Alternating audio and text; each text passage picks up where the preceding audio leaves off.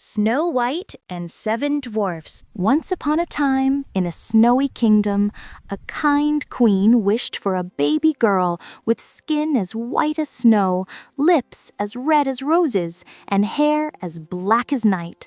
And soon Snow White was born, loved by everyone. But she lived with her stepmother, the queen, who was beautiful on the outside, but jealous and cruel on the inside.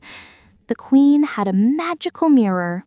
Every day she would ask it, "Mirror, mirror on the wall, who is the fairest of them all?" And the mirror would always answer, "You, my queen, are the fairest of them all." This made the queen smile, for she loved being the most admired in the kingdom. But as Snow White grew older, her beauty began to shine even brighter. One day, when the queen asked her mirror, it replied, "Snow White is the fairest of them all."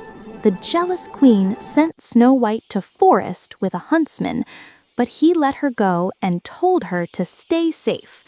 Lost and scared, Snow White cried until friendly animals comforted her and led her to a tiny cottage.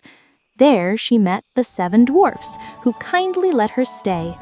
Snow White lived happily with them, cooking, playing, and keeping the house cheerful.